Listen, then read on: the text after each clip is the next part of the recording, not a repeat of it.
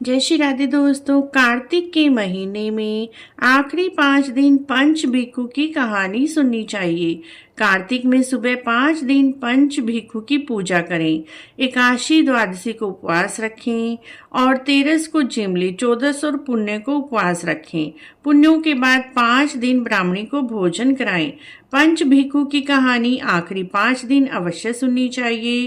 पंच भिक्षु की कहानी इस प्रकार है। एक साहूकार के बेटे की बहू थी जो सुबह सवेरे ही उठकर कार्तिक नहाया करती थी।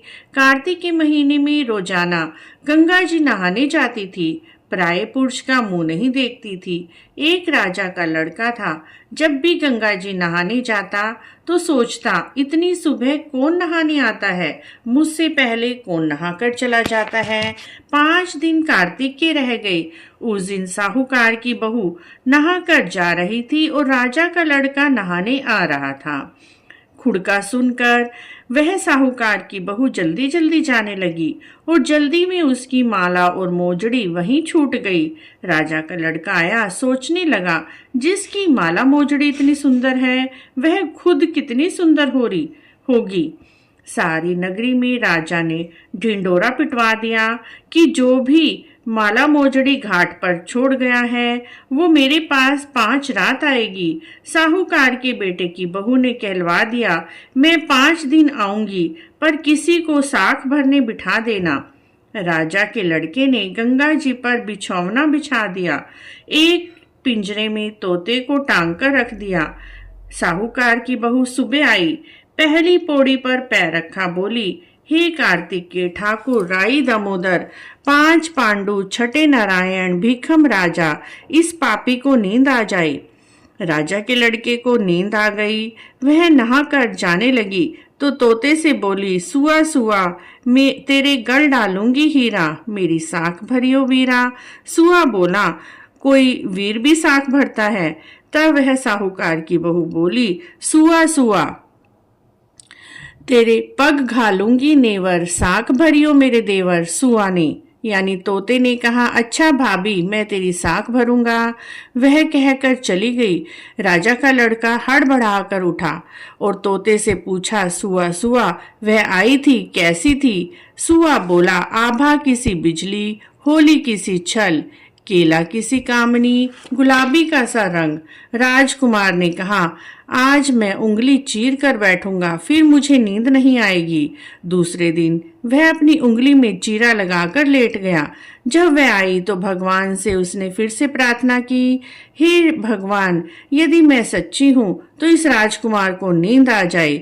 और जब वह फिर से नहाकर चली तो राजकुमार ने उठकर तोते से पूछा।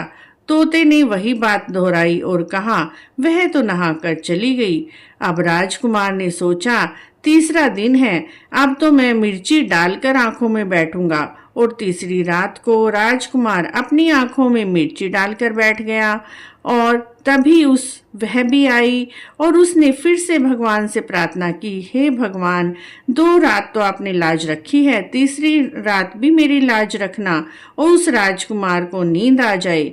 और वह साहूकार की बहू नहाकर चली गई। राजकुमार सोता रह गया। राजकुमार ने फिर से तोते से पूछा, क्या वह साहूकार की बहू आई थी? तोते ने कहा, आई थी। राजकुमार ने कहा, आज तो मैं बिना बिस्तर के ही बैठूंगा। और चौथी रात वह पत्थरों का बिस्तर बिठाकर बैठ गया ताकि उसे नींद न आए। लेकिन जब वह बहू नहाने आई, फिर से राई दामोदर भगवान से उसने प्रार्थना की, हे राई दामोदर भगवान, आज भी इस राजकुमार को नींद आ जाए। और वह नहाकर जाने लगी तो आंख बंद करके चली गई। राजकुमार ने उठ के देखा कि साहूकार की बहू तो नहाकर चली गई थी। राजकुमार बोला, 4 रातें बीत गई और मैं उसके दर्शन तक नहीं कर पाया। जो 5वीं और आखिरी रात है, आज मुझे नींद नहीं आनी चाहिए। और वह आग की अंगीठी पर बैठ गया जिससे कि उसे नींद ना आए। वह अंगीठी पर बैठा ही रह गया। साहूकार की बहू आई और भगवान से प्रार्थना की, हे भगवान, 4 रातें तो निकाल दी हैं, बस आज की रात और निकाल दो। भगवान ने उसका सत रख लिया। राजकुमार को 5वीं रात भी अंगीठी पर बैठे बैठे ही नींद आ गई। जब साहूकार की बहू नहाकर जाने लगी तो तोते से बोली, इस पापी को कह देना तेरी 5 रातें पूरी हो गई हैं और मेरी मोतियों की माला और मोजड़ी मेरे घर भिजवा देना। सुबह राजा के लड़के ने तोते से पूछा, क्या वह आई थी? तोते ने कहा, हाँ वह आई थी और अपनी माला और मोजड़ी मंगवाई है। तब राजकुमार ने सोचा, वह तो सच की पक्की है, उसका तो सच भगवान ने भी रखा, वो तो बड़ी ही पतिव्रता है। थोड़े दिनों के बाद राजकुमार के शरीर में कोढ़ पड़ गया और वह तड़पने लगा। राजा ने ब्राह्मणों को बुलाया और पूछा, मेरे बेटे का शरीर क्यों जल रहा है? तब ब्राह्मणों ने कहा, इस लड़के ने पतिव्रता स्त्री पर बुरी नजर रखी है, इसीलिए यह रोगी हुआ है। तब राजा ने इसके ठीक होने का उपाय ब्राह्मणों से पूछा। तब ब्राह्मणों ने कहा, उस साहूकार की बहू को धर्म की बहन बनाए और उसके नहाए हुए जल में नहाए, तभी इसके शरीर का कोढ़ ठीक होगा। राजा साहूकार के घर उसकी बहू की माला मोजड़ी लेकर पहुंचा और साहूकार से बोला, यह आपकी बहू की माला और मोजड़ी है, आप अपनी बहू के नहाए हुए जल से मेरे बेटे को नहला दें, जिससे मेरे बेटे का कोढ़ ठीक हो जाए। साहूकार ने कहा, मेरी बहू तो सत की बहुत पक्की है, वह किसी भी पराये पुरुष का मुंह तक भी नहीं देखती। यह नाली है, जब वह नहाएगी तो नाली में से पानी नीचे गिरेगा और राजकुमार को इस नाली के नीचे बिठा दो। जब वह नहाएगी उसके नहाए का पानी इसके ऊपर गिरता रहेगा। राजकुमार नाली के नीचे बैठ गया। जब साहूकार की बहू नहाई तो उसके नहाए का पानी उसके शरीर पर गिरा, जिससे उसकी चंदन जैसी काया हो गई। हे पंचभिखु देवता, जैसे साहूकार की बहू का सत रखा, वैसे हमारा भी रखना, सबका रखना। इस कहानी को कहने वाले, सुनने वाले, हुंकारा भरने वाले सारे परिवार का रखना। इस तरह से कार्तिक के आखिरी 5 दिन पंचभिखु की कहानी सुनने मात्र से सारे रोग, दुख, कष्ट दूर होते हैं, सभी मनोकामना पूरी होती है। बोलिए पंचभिखु भगवान की जय, कार्तिकेय ठाकुर की जय, राई दामोदर भगवान की जय।